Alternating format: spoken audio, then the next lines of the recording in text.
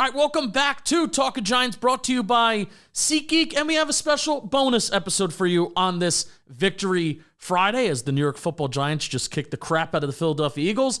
I was able to welcome on Jermaine Eluemunor, starting right tackle for the Giants. Had a really good 30-minute conversation. We touched a lot on Dart, a lot on Skattebo, a lot on this offensive line, the dynamics of this offensive line, Carmen Bricillo, a defense even growing the game internationally too, and things like that. I mean, Jermaine is a really, I think we already knew this, but a really insightful guy, and I really appreciate it. I mean, the first thing that he said when he hopped on, it's like, how you doing, man? He's like, I'm tired as hell. I don't blame you, but he checked in with the facility this morning, and he Zoomed with me from the car, gave a really good 30-minute interview, and I really appreciate him, and I appreciate that. So hope you enjoy it. We'll get right to it. Here's Jermaine Eluemunor, the starting right tackle for the Giants. All right, we want to welcome on to the show Jermaine Eluemunor, starting right tackle for the New York Football Giants. First of all, thank you for coming on, man, and obviously congratulations for last night. But also, first off, I want to congratulate you. Recently, a father of two girls, man. How's the family doing, and how the two girls doing at home? They're doing really good. My eldest Arabella is enjoying her Victory Friday by jumping on a big bouncy castle outside the backyard right now. So there's that. And then Amelia, my youngest, is turning 2 months in a couple of days. So they're both doing really good. They're enjoying the win, that's for sure. No, I love it, man. And I feel like there was a run of you guys, man, where the linemen on both sides, you all teamed up and got together. It's like, all right, when are we gonna have these kids all at one time? Because it was what was it? GVR, Dex, and then didn't even Stinny in the summer too? Yeah. Stinny just had his a couple of days ago, actually. So it was GV, then it was me, then Stinny. Runyon's wife is pregnant right now. Then we have a couple other guys in the room, shooting for some babies right now, too. So, I'm sure that our line room's going to have a couple of babies here real soon. And then the D-line that, Dex, Timon, Tips. Yeah, I mean, there's a lot of guys having babies right now. I guess it's kind of like a baby boom. Dude, what? And I feel like on both sides right now, we're especially the O-line's just kicking ass. Is this dad strength, dad power, man? What the hell's up with that? I think it is for sure. It's definitely dad strength. You have kids that you got to feed, so it just kind of takes your game to a whole new level. All right, I'm gonna say a sentence that I haven't got tired of saying late last night and even this morning. The New York Football Giants just kicked the crap out of the Philadelphia Eagles. Feels good to say. And tell me about last night and what made you guys tick and what made you guys go. I think that Dart and Scat, I mean, I'm sure you've heard about it all freaking night and morning. Those two are just maniacs. And with Dart especially, I've said it to myself my entire career, I've kind of waited to play with a guy like that. I was in Baltimore with Lamar, his rookie year, my second year, and then my third year, I became the starting left guard, but I got traded to New England, so I missed out on being with him. And, I haven't played with a quarterback like that since. I was in New England with Tom, but I was inactive while he was there. And, ever since I've just been kind of floating with different quarterbacks. Dart is my 12th quarterback I've actually played with over the last 4 years, but he's the best one by far.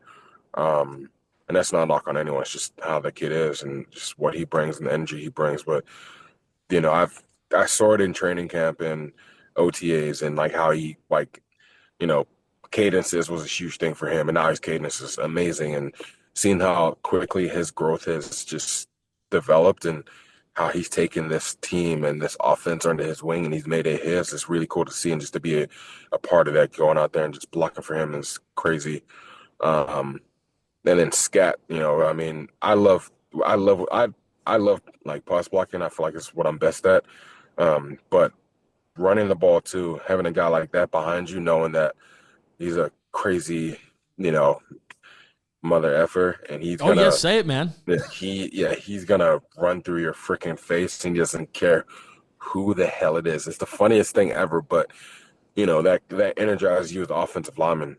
Just having guys back there like that, where you out there protect your ass off. Everything else is gonna fall into place. As you're seeing, the 3 games that Dart has started, we've been in every single one, and the Saints one. should have been a win, but we kind of just lost it ourselves. So I don't think there's not going to be a game this season that we're not in and that we can't win, especially with them two back there and the O-line doing what we're doing and clicking and everyone getting healthy now and we're just going on a roll.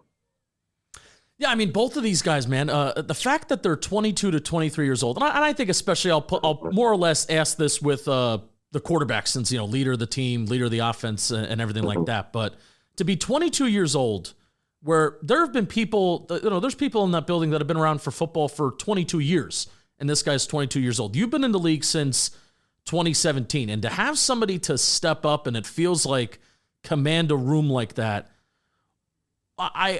It amazes me right now to see what both of those guys are doing, but especially Dart as the quarterback leader of the offense to be that young and have that command of the room. No, 100%. And I think that you're seeing the presence that they have rub off on everyone. The defense is energized because of what they're doing on offense. And then our special teams unit has been, if not the best unit in the NFL. Gunner's returns yesterday set us up amazingly, but then also the blocks that went into his returns. And I think our special teams like I said, our special teams unit has been the best in the league, in my opinion. And yesterday we were just flowing on all cylinders, and it was the first game of the year that we finally put all three units together, special teams, defense, and offense. Like we finally clicked, and we saw what we were capable of. That's a reigning Super Bowl champions coming in 4-1. They should have been 5-0, but they lost that game late to Denver. But they were winning that game the entire game. No one gave us a chance, but we knew what we were capable of. And if you watch the past 3 games, we've scored on our first drive every single time. So, and defense has been balling as well. But we needed a game like this to show this entire team and every player on this team what we're truly capable of. And like I said, we quote unquote have the hardest schedule in the league the last 11 games. But like I said, I don't see why there shouldn't be a game that we shouldn't be in having the people that we have. What has he been like as a worker in the building, like how he goes about preparing and things like that?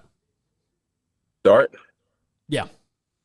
Yeah, I mean, he acts like a vet. I've been in the league, like I said, for 9 years now. I've been around a lot of players, but with him, you wouldn't guess that he's a rookie, or like if you didn't know nothing about football and you came into the building and I asked you, who do you think are the rookies?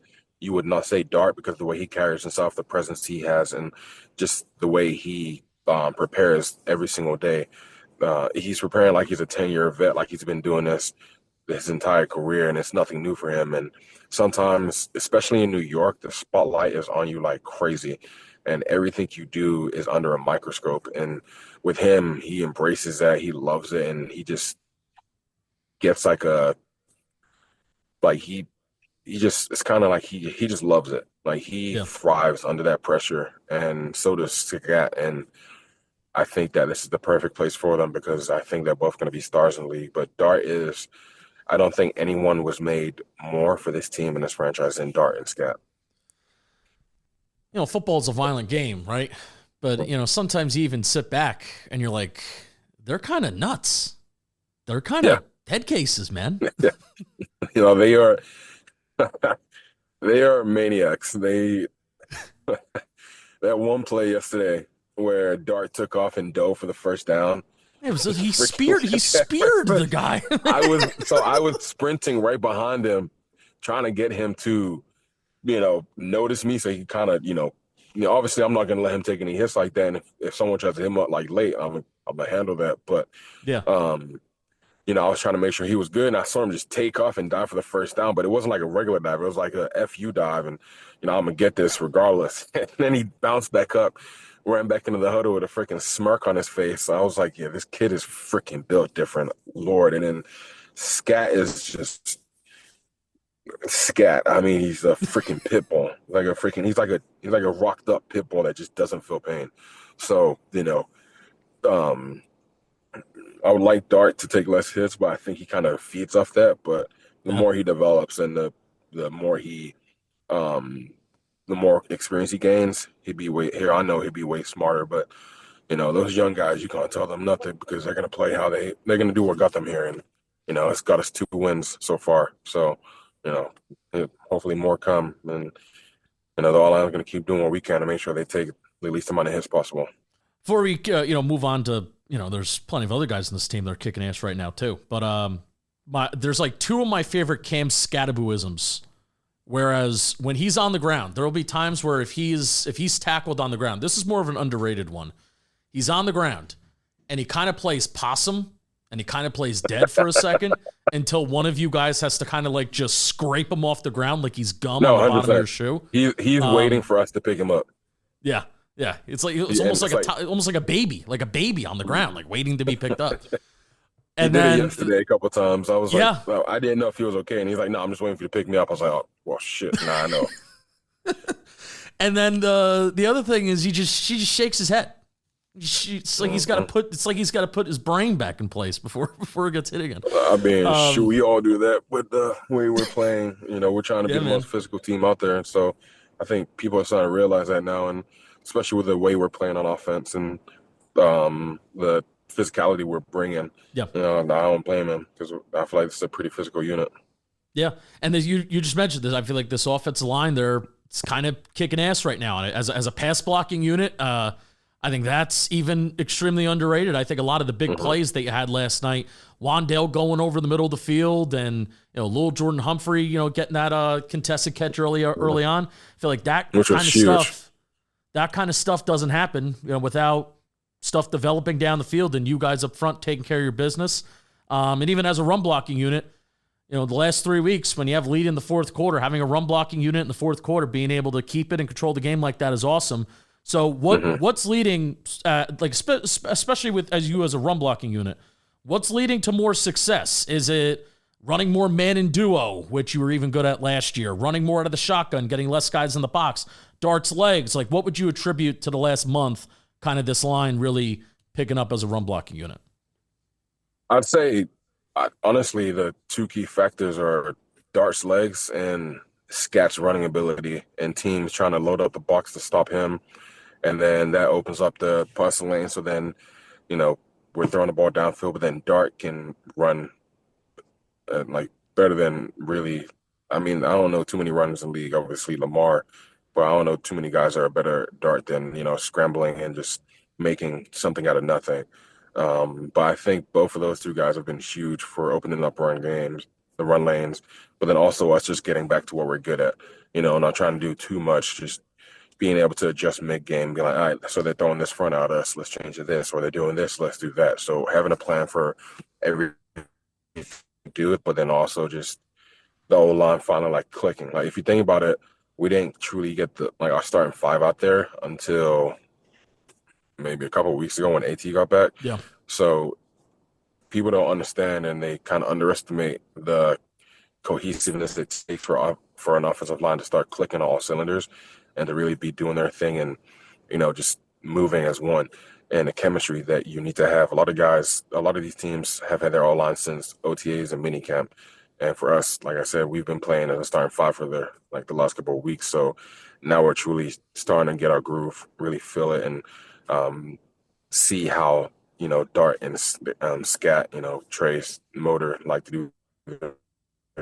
And it's really opening up our playbook right now for them. And Dart's getting more comfortable in offense too, so we're able to do more and more. And Scat's really comfortable in the offense too, and he just wants to run through people's faces and go downhill, which is what we're really good at too. But then also the crack tosses and tackle pull plays, which I love. I love pulling that tackle, and I'm glad we're doing that more. And hopefully we do more of that the rest of the season, which I think we will. So yeah, I think the key factor is just Dart's legs, his running ability, and then Scat's physical presence. You mentioned AT. I mean, he's playing lights out. I mean, AT All-Pro, something that, we said when he was an All-Pro back in 2022, and he's on that path. And really, man, I can't believe coming after suffering that Liz Frank and to not miss a beat is incredible. And it honestly just does feel like he stabilizes this entire unit. What makes him so special and so dominant? Just great. He's just great. The way his work ethic is unlike any I've ever seen a tackle, inspires me, and I love him out there because it's kind of like having your partner out there. Like, if people don't understand, at tackle you can be as great as you want, but it takes two to tango, and having him out there helps me because we're constantly communicating on different rushes. We're seeing how we're handling things, little pressures or what guys are doing. Because obviously, a lot of times, like rushers like the flip side. Sometimes I like to stay on one side, but now, like nowadays, they tend to play on both sides. So, me and him are just communicating little things like that. But it's just the presence and just the work ethic and the demeanor he carries, and just he's great. I think he's the best left tackle in the league, in my opinion. He motivates me to try and be the best right tackle in the league, and yeah, I just think that he's just great. That's all I can really say about it. He's a freaking dog. I love playing with him. I'm very, very grateful that I get the opportunity to play with a guy like that who motivates me to be just like him, and be great too, and be the best tackle duo in the league.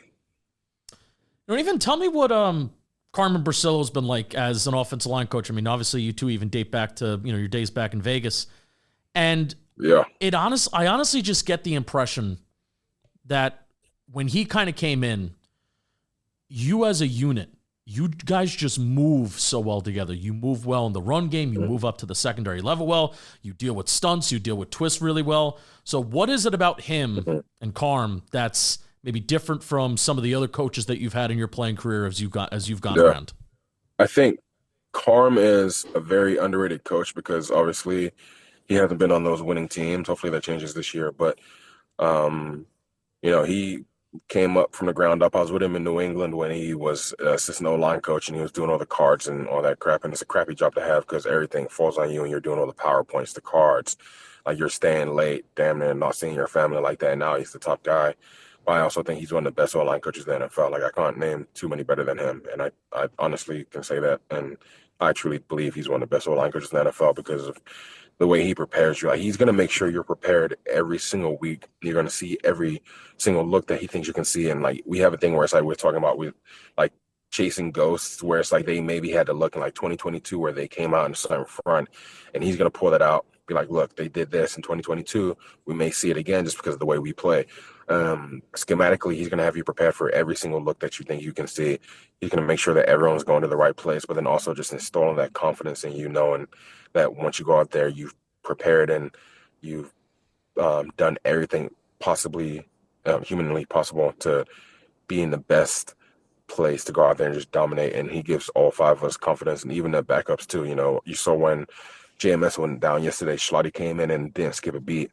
Like nothing. And that's because of the way Carm prepares us and how everyone prepares on the offensive line. And, he puts a lot of pressure on the centers, but he also prepares them well too. And like we, in that room, we're just going back and forth. Well, I'm not going back and forth to freaking centers because they're the smart ones, but they're just going back and forth with Carm, and Carm's like kind of like an extension of the offensive line where he's out there with us and he's in the trenches with us. He understands what it means to be an offensive lineman and how hard you have to work. And he pushes us in practice, and we work our asses off, but it's starting to pay off. And I think people are starting to see that now too. And I've been said it.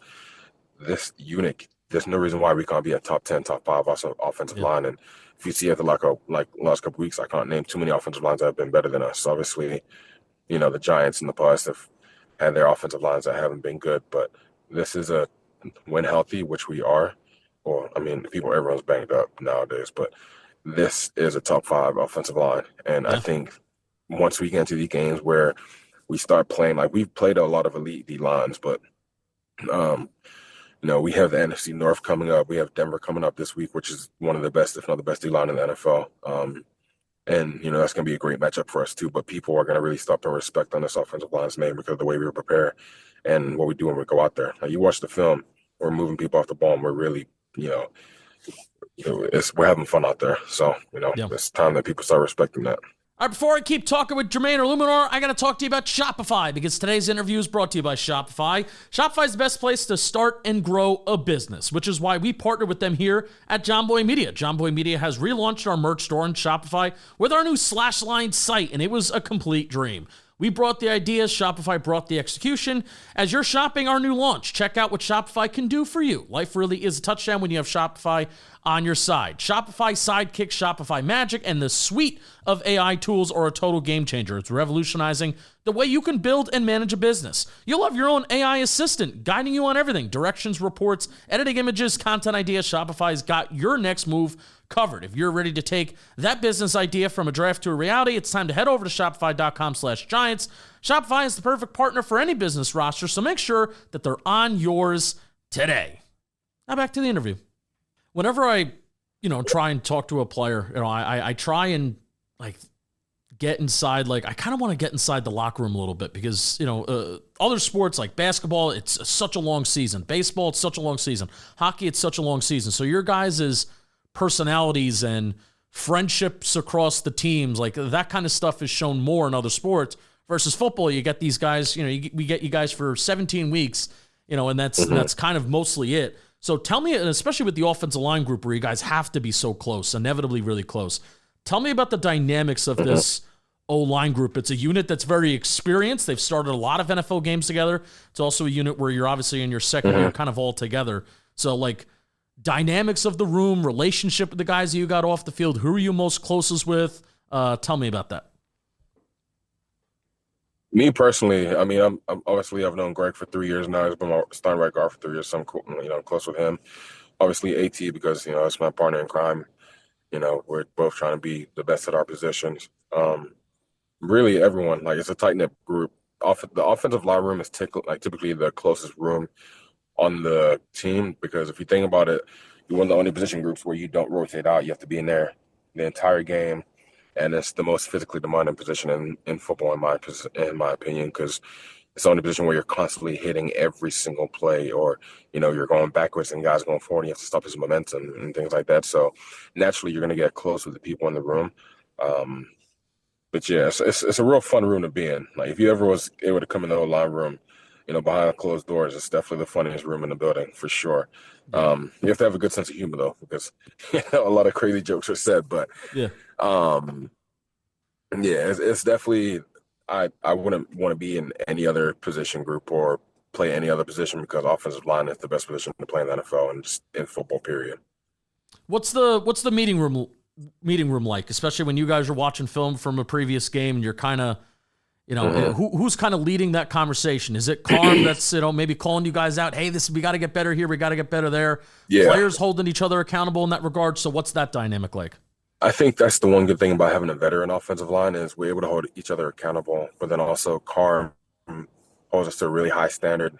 We know where we want to be. We know the standard that we set for the offensive line room, and Carm is really good at making sure we meet those requirements in order to be that top offensive line that we want to be, and holding us to that standard and the expectation of this isn't good enough. It has to be better than this. A couple of our losses, there was a couple of plays that I could have did better.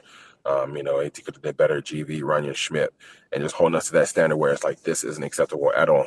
This is not our way. This isn't the way we want to play ball. It needs to be better, and it's going to be better, and pushing us in practice to make sure it's better. So, we all hold each other accountable, and that's why I think we're starting to see the success that we're having. But, celebrate this win today, yesterday, tomorrow, but then Sunday hits, and, it's on to Denver. I'll ask one more and then we'll get into some fun stuff at the end. But you even want to talk a little bit of defense since you're going up against Abdul Carter, Kayvon Thibodeau, Brian Burns. Every single week went up against them all during the summer. Carter is obviously the new guy and he's killing it, but it honestly just feels like Kayvon and Burns are reaching new levels too. And what is making them gel so well together right now? And even with Kayvon and Burns as guys that have been here, and again, I feel like they're reaching new levels themselves too. Probably because they're going against me. No, I'm playing. I think that in training camp we got after it. Every single day we were grinding. We were going to war every single freaking day, and you saw the work ethic that they had. And Burns, I was with him last year, but he went to a new level.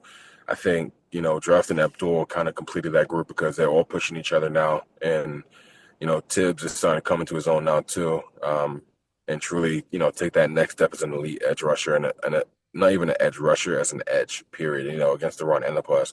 He's great against the run. He's great against the pass. He's getting a lot better every single week, and he's learning. And then Abdul's learning from both of them, but he's coming in just doing his thing as well. And, I can't think of a better trio at edge right now in the NFL than ours. But just the work ethic, like all three of those guys push each other every single day, push me, push AT. We're all getting each other better. What's the thought process and what's the game plan that goes into picking your game day fits? Is it your wife just laying everything out, or is it you and you're, hey, this is mine, I'm dressing like a cowboy, I'm doing this, I'm doing that? Walk me through that. It's kind of how I'm feeling, honestly. Like for me, I've always had like confidence issues, and I get nervous as hell before games. But I told myself if I can dress up like the way I do, it takes a lot of confidence to do that, especially just being in front of the bright lights that New York offers. So for me, dressing up helps with my confidence and helps build that confidence before I get on the field. And then when I get on the field, I'm already confident as hell because of how I got on the field, if that makes sense. But, my wife helps me pick them out sometimes. Sometimes I'm just like, you know what? Let's go wild. Let's do this. Like the cowboy outfit last year from Dallas. I have a couple more crazy outfits in my closet right now that I'm kind of waiting for the right moment to bring out, which I'm sure you'll see soon. You want to know what you and I have in common? If I think I know you well, we both hate shoes. I hate shoes. You also hate shoes, right? Is this true? Yeah, I mean, I have wide feet, so I'm actually wearing UGG boots right now. So there's that. Oh man, love it. Dude, I want to give you an opportunity to talk about this too. As I put my foot down. Growing the game internationally. I mean, I think obviously everybody knows kind of your path. Do you do a camp internationally too? Two? Yeah. Talk to me about your goals. Your goals growing the game internationally. Your camps and your overall goals with that.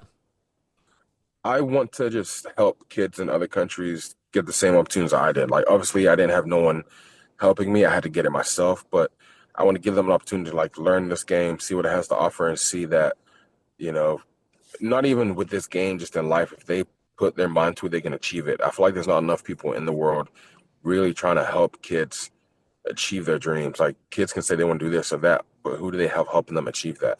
And I want to be that voice where it's like, look, you can do whatever you want in life, no matter where you come from, how much money you have in your bank account, what clothes you wear. If you're wearing clothes from Walmart, freaking Prada, whatever, it doesn't matter what you do in life. As long as you believe in yourself, you can achieve whatever you want to believe. You can achieve whatever you want to achieve. And, that's what I try to do through my camps.